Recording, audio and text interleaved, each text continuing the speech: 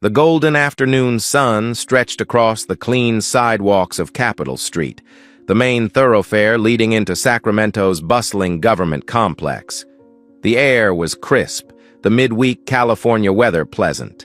Isabel Moreau, in an elegant, perfectly tailored business suit, strolled leisurely.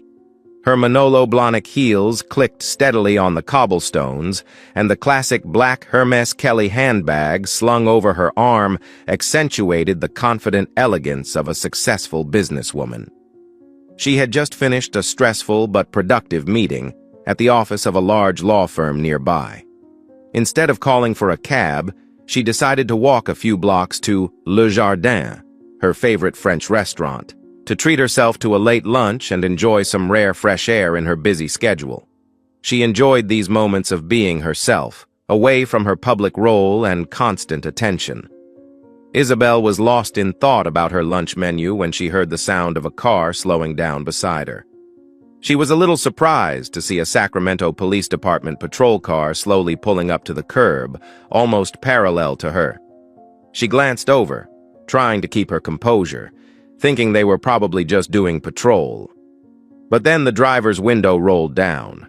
Officer Frank Kowalski, a white man in his 40s with a red face and a somewhat scrutinizing gaze, leaned out to look at her. In the passenger seat sat Officer Tim O'Connell, younger, also white, with a mischievous but unfriendly grin.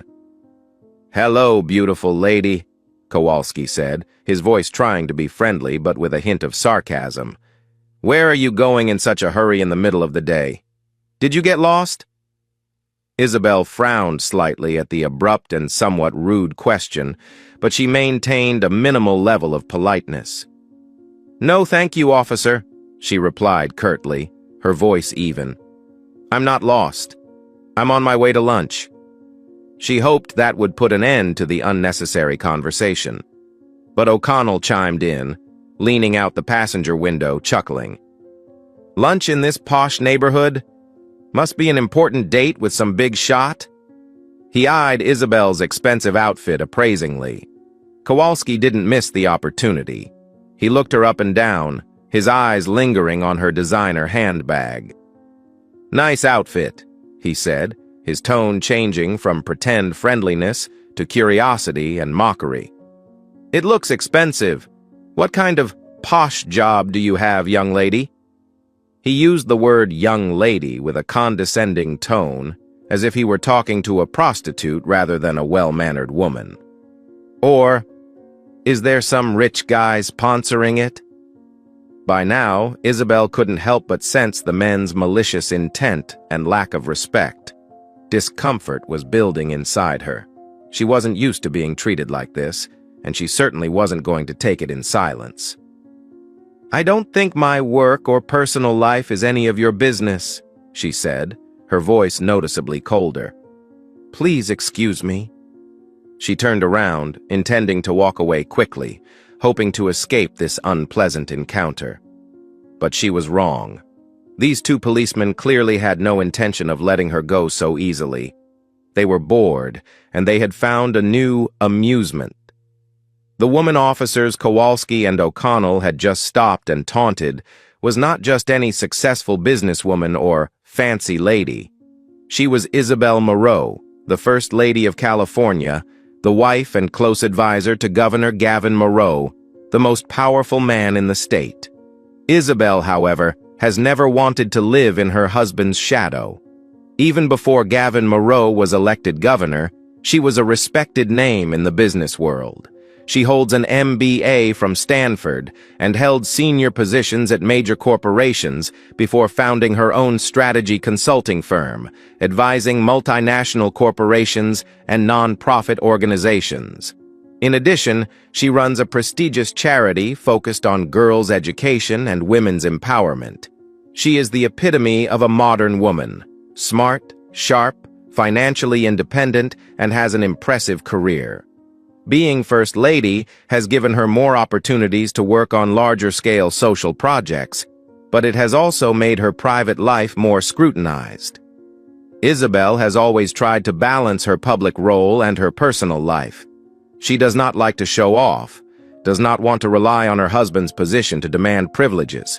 She still drives herself, when not on official schedules, goes shopping by herself, meets friends and business partners by herself. Her elegant and luxurious style of dress has always been part of who she is and what she does, not to show off her status. That afternoon, after a productive meeting, she simply wanted to take a walk alone, enjoying some warm sunshine and fresh air before a late lunch. She did not have a bodyguard accompanying her on personal occasions like this, partly because she wanted to maintain her privacy, and partly because she trusted the safety of the central capital area. She could not have imagined that the danger would come from the very people responsible for security. On the other hand, Officer Frank Kowalski is a completely different story. After nearly 20 years in the police force, his career has stagnated as a patrolman. He watches his younger colleagues get promoted and given more important assignments, while he drives around the city every day, handling petty cases and dealing with all sorts of people he despises. The accumulated resentment turns into bitterness, especially towards those he deems undeserving of a good life. Immigrants, people of color, successful women. He envies their wealth and success, and he enjoys using his small amount of power to make things difficult for them, to teach them a lesson, to feel like he still has value. He had been warned by his superiors several times about his inappropriate behavior, but thanks to his seniority and cleverness in covering it up, he had never faced any truly severe form of discipline. Officer Tim O'Connell is younger, having only been on the force for a few years. He may not be as prejudiced as Kowalski initially was, but he is opinionated and easily influenced. He admires Kowalski's experience, which is actually callousness and disregard for rules, and often goes along with his older colleagues' words and actions to gain acceptance, to appear tough himself. Moreover, the afternoon shift is often quite boring, especially when patrolling the quiet downtown area. Finding someone to tease, to kill time, sometimes becomes a harmful pastime.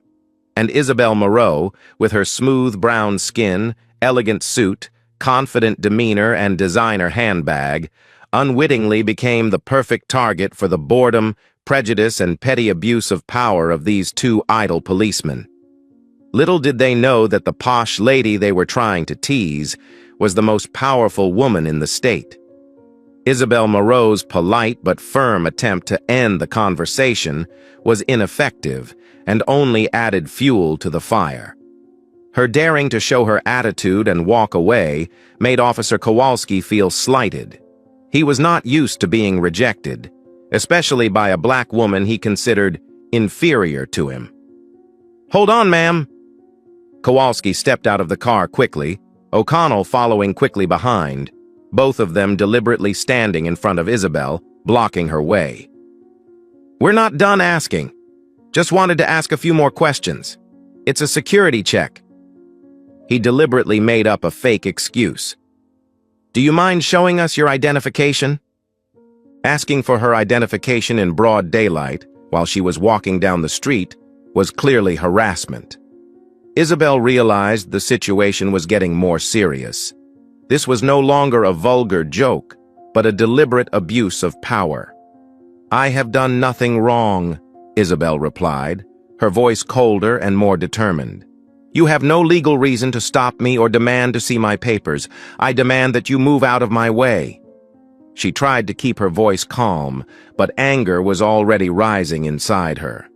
Isabel's uncompromising and somewhat defiant attitude further angered Kowalski and O'Connell. They thought she was just trying to show off her importance, a form of showing off that comes with being nouveau riche, or someone who has achieved status through illegitimate means. Racial and gender biases began to show more blatantly in their words. "Oh, how disgusting. Now you're lecturing the police?" Kowalski sneered, his voice full of contempt. "What the hell does a woman like you know about rules and regulations? You're probably just good at lying on your back and making money, right?" His words became obscene and deeply insulting. O'Connell stood beside him, laughing, his expression crudely amused. Is this a new arrival in the area? Can you tell me the price? How much is the express train an hour?" He winked at Kowalski, and they both laughed as if it were a very funny joke. "Look at the way you're dressed," Kowalski continued, pointing at Isabel's suit and handbag. "Like a queen. What the hell is this? If he's not hanging out with some fat old man with a lot of money, he's probably selling drugs and contraband. What decent person would have the money to wear designer clothes from head to toe like this?" He let out a long whistle, a rude sound that echoed through the elegant street. Isabel felt her blood boil. Anger and humiliation burned her face.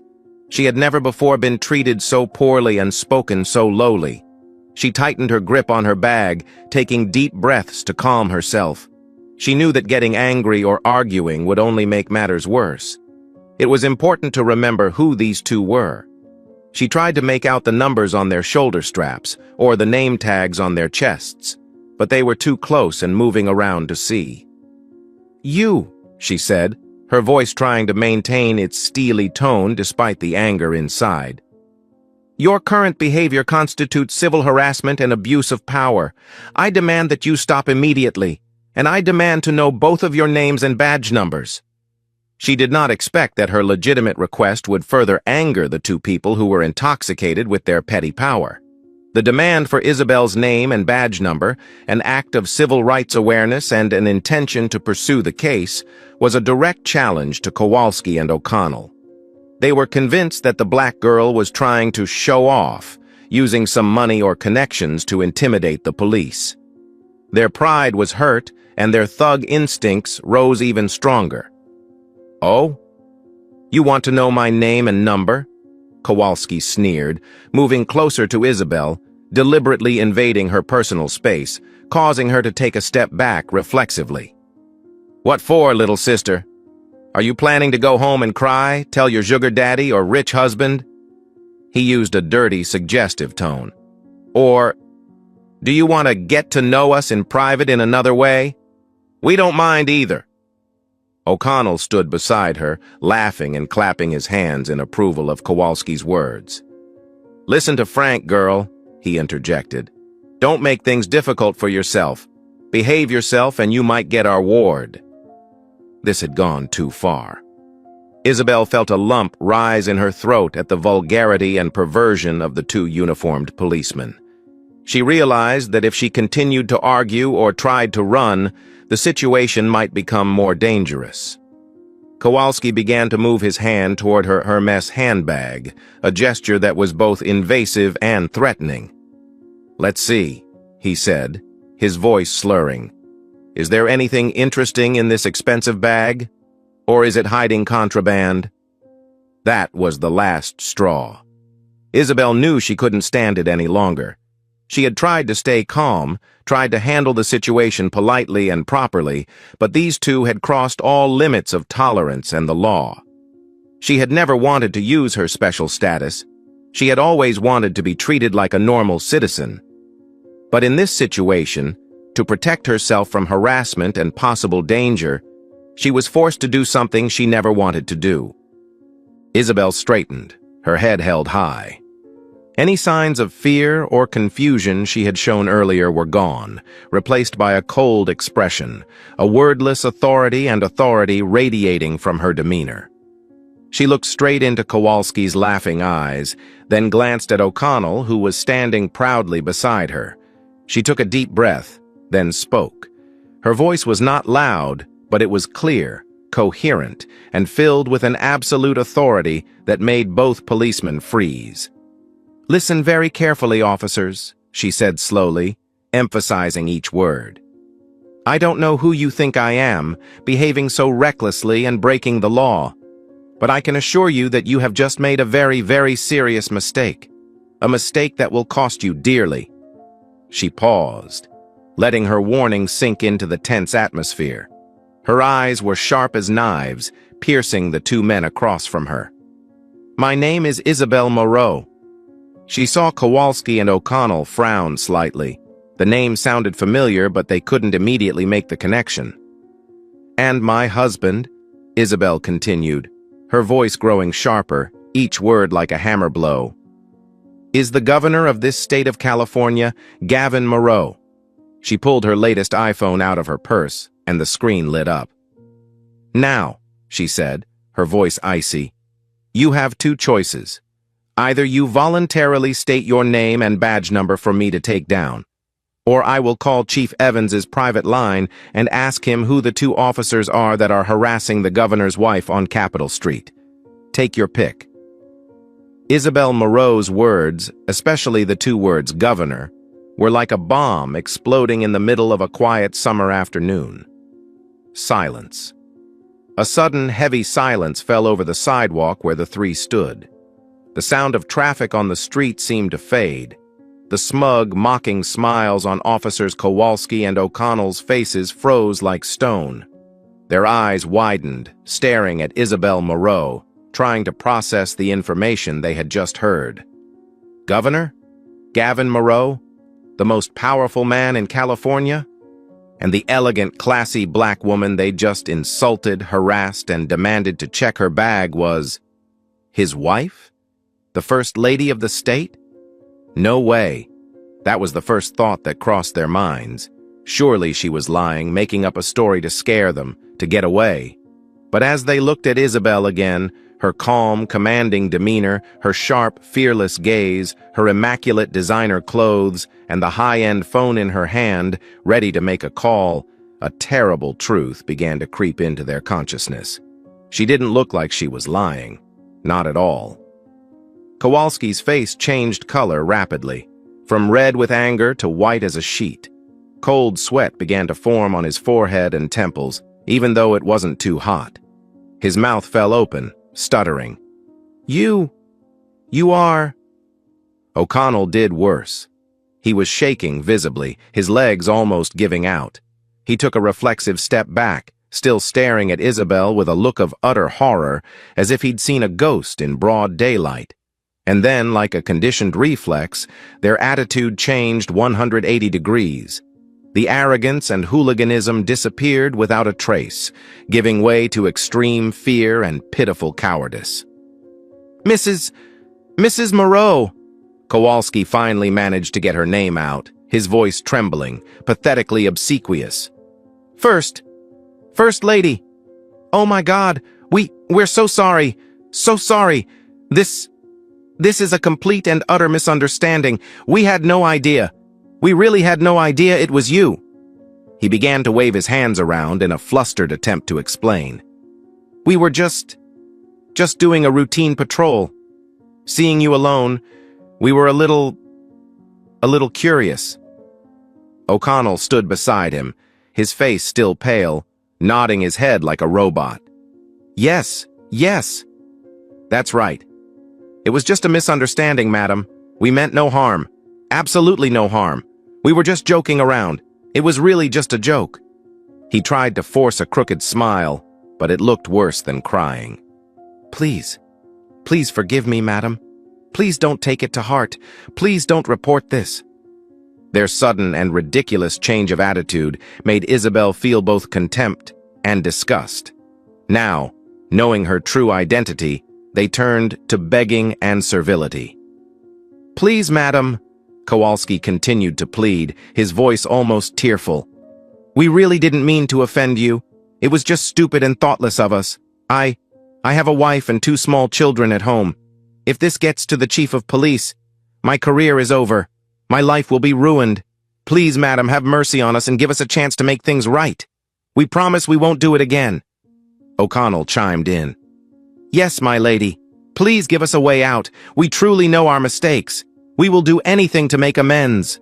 There they stood, 2 large policemen, now looking small and pathetic, begging forgiveness from the woman they had just so mercilessly humiliated. But it was too late. The words had been spoken, the deed had been done, and the consequences were inevitable. Isabel Moreau stood still, looking at the 2 policemen who were kneeling and begging before her with cold, unwavering eyes. Her initial fear had completely disappeared, replaced by righteous indignation and an iron determination to bring this matter to light, to hold these abusers of power and prejudice accountable. Their belated and fake apologies could not erase the humiliation she had just suffered. "Misunderstanding?" Isabel repeated, her voice icy, cutting through Kowalski's pleas. "You call harassing a citizen who is walking by, hurling profanities, racial and gender-based insults, deliberate harassment, and abuse of your authority a misunderstanding and a joke?" She shook her head slowly, her gaze fixed on the two bowed figures. "I don't think so. And I'm sure Chief Evans wouldn't think so either." She didn't say another word to them. She calmly unlocked her phone and quickly scrolled through her contacts. She didn't call her husband, Governor Moreau, because she wanted to handle the matter herself and didn't want to make a political scene out of it. Instead, she dialed a number saved under Chief Evans Direct. It was her direct line to the Sacramento Police Department's Chief of Police, which she had as First Lady for emergencies or sensitive situations. The phone rang only once, then someone picked up. "Evans." The sheriff's voice came from the other end. "Hello, Sheriff Evans. This is Isabel Moreau," Isabel said, her voice maintaining a calm, professional tone. "Madam Moreau, it's an honor to answer the phone. Is there anything I can do for you?" The chief's voice immediately became formal and somewhat worried. "I am on Capitol Street near the corner of 12th, Isabel said shortly. "I have just been stopped and subjected to severe harassment and assault by two of your officers. I request that you dispatch a senior officer here immediately to handle the situation." "What? Harassing the madam?" Chief Evans' voice on the other end of the line was filled with shock and anger. "Madam, please remain calm and remain where you are. I will have someone there immediately. Please give me the patrol car number or identification of those two officers." Isabel glanced at the patrol car parked nearby, reading the license plate number aloud. "Vehicle number 315. She didn't have to strain to see the numbers on Kowalski's or O'Connell's shoulder boards. "Understood, ma'am. Please give me a few minutes. I'll handle this." Sheriff Evans hung up. Kowalski and O'Connell stood there, listening to Isabel's entire phone conversation. Their faces grew paler, their limbs shaking. They knew their fate had been sealed. In less than 5 minutes, surprisingly fast, a black sedan without the usual police insignia but with hidden emergency lights drove up and stopped right next to patrol car 315. The door opened, and a man in plain clothes but with an air of authority, probably the deputy chief of police, quickly stepped out. He saw Isabel Moreau standing there with a stern expression, then looked at the two patrol officers standing there, frozen, their faces drained of color. He understood immediately what was happening. "Mrs. Moreau," the senior officer approached, bowing respectfully and apologetically. "I am Deputy Chief Roberts. Chief Evans sent me here immediately. We are extremely sorry for the unfortunate incident that has occurred to you. Rest assured we will take this matter seriously." He listened to Isabel's brief account of the incident, his face growing increasingly angry as he heard the words and actions of his two subordinates. Then he turned back to Kowalski and O'Connell, his eyes sharp as knives. "Officer Kowalski! Officer O'Connell!" he shouted, his voice hard. "You two, surrender your badges and service weapons immediately, without another word. Return immediately to headquarters, report directly to the Internal Affairs Office, and await orders there. Is that understood?" Kowalski and O'Connell, no longer in the mood to resist, tremblingly removed the badges from their chests, pulled their guns out of their holsters, and handed them over to Deputy Chief Roberts. Another police car arrived just in time, and two officers got out of it, receiving orders to escort the two criminals back to headquarters in humiliation and despair. Deputy Sheriff Roberts stayed behind, once again sincerely apologizing to Isabel Moreau and assuring her that a thorough, fair, and prompt investigation would be conducted. He offered to send her a motorcade to the governor's mansion or wherever she wanted to go, but Isabel politely declined. She just wanted to continue with her original lunch date, even though her mood had been completely ruined. She thanked Mr. Roberts for his quick intervention and quietly walked away, leaving behind a costly lesson in the abuse of power and its inevitable consequences. As soon as Deputy Chief Roberts returned to headquarters and reported the details of the incident, Chief Evans called an emergency meeting with the head of the Internal Affairs Division, IAD. The reputation of the Sacramento Police Department was on red alert. The harassment and insult of the First Lady by two of their officers was an unthinkable scandal, one that could have serious political and legal consequences if not dealt with quickly, decisively, and appropriately. An internal investigation was ordered with the highest priority. A team of experienced IAD investigators was assigned to clear up the matter in the shortest possible time. Pressure from the sheriff's office and probably the governor's office, though not publicly, was intense. Isabel Moreau's detailed and official testimony was central to the investigation. She recounted the entire incident in clear, coherent terms, from the stop, the taunts, the racial and sexist remarks, to the harassment and unreasonable demands for identification. Her testimony, as a credible and uniquely qualified witness, was virtually impossible to refute. Frank Kowalski and Tim O'Connell were also questioned separately by IAD investigators. Faced with the testimony of the First Lady and the threat of serious consequences, both men were no longer as evasive as they had been at first. They admitted that they had stopped Isabel Moreau and had made inappropriate comments. However, they tried to minimize their actions, claiming that it was a stupid joke, thoughtless, without malice, or that they had misunderstood Isabel's attitude. But these weak excuses could not cover up the nature of their wrongdoing. Investigators quickly gathered other evidence. GPS data from Patrol Car 315 confirmed that the car had stopped on Capitol Street during the time Isabel reported, without any calls for assistance or reports of unusual activity at that location. This proved that the stop was voluntary and without justification. Kowalski's work record was thoroughly reviewed. Reports of previous reprimands for rudeness and complaints from citizens of discrimination, which had not been sufficient to warrant serious disciplinary action, were now re-examined in light of this serious incident, forming a further evidence of his predilection for abuse of power and prejudice. O'Connell, despite having a cleaner record, was also found guilty of complicity and failure to intervene in his colleagues' misconduct. Investigators are also checking to see if there are any security cameras from nearby office buildings or stores that captured the incident. While they may not have captured audio, the images of the two officers blocking Isabel's path, confronting her, and making inappropriate gestures toward her are important additional evidence. Within a day or two, the rapid investigation had reached its preliminary conclusions. The evidence against Kowalski and O'Connell was overwhelming and undeniable. They had seriously violated a series of police regulations and ethical standards. Abuse of power, blocking citizens without justifiable reason, illegally requesting identification documents.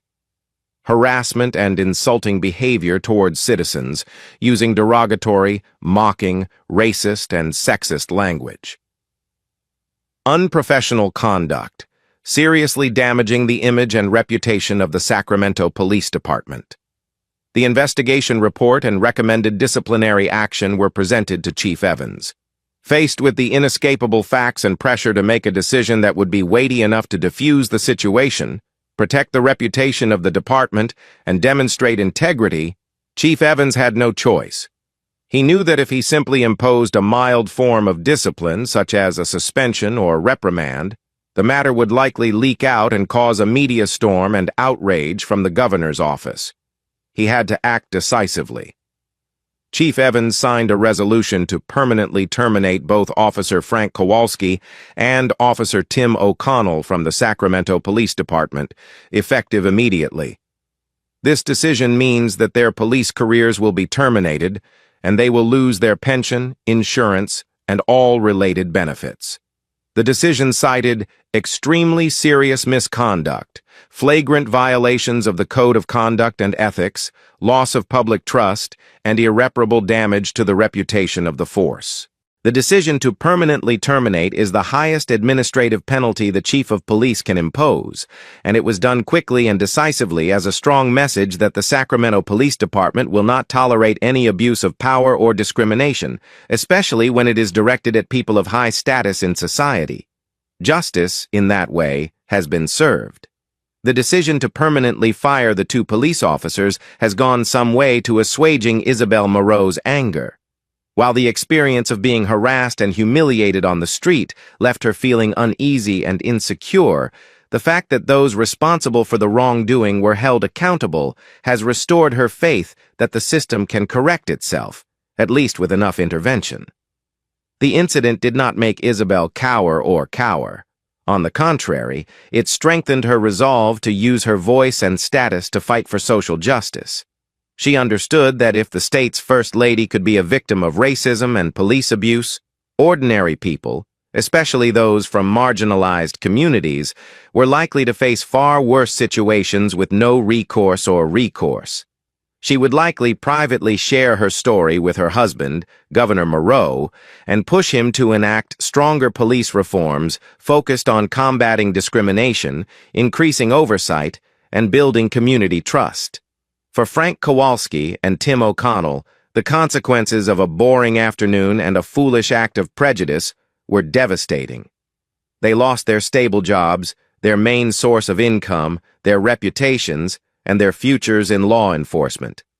This stigma would follow them for the rest of their lives, making it difficult for them to find decent work elsewhere.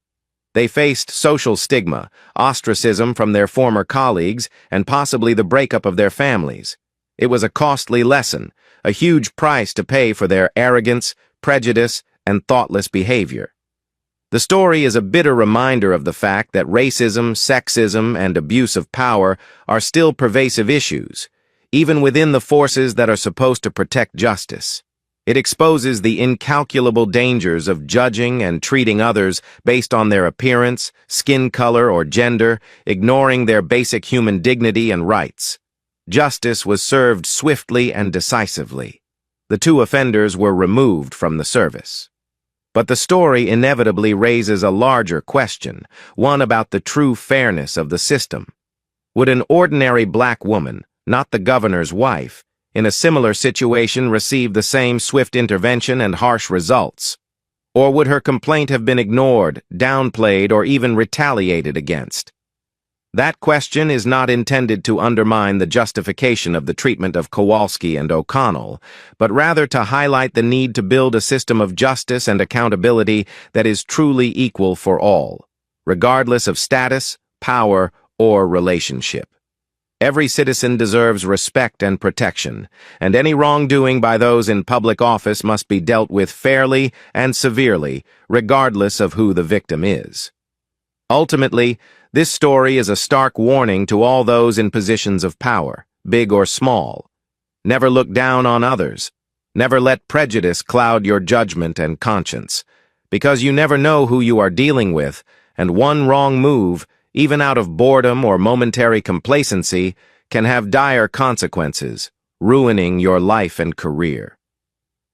Capitol Street that day witnessed not only the abuse of power, but also the swift downfall of those who forgot the most basic lesson of respect for human beings. Thank you for taking the time to listen to this story. If you like this content, please click like and subscribe to the channel so you don't miss the next meaningful stories, because tomorrow we will have another meaningful story for you.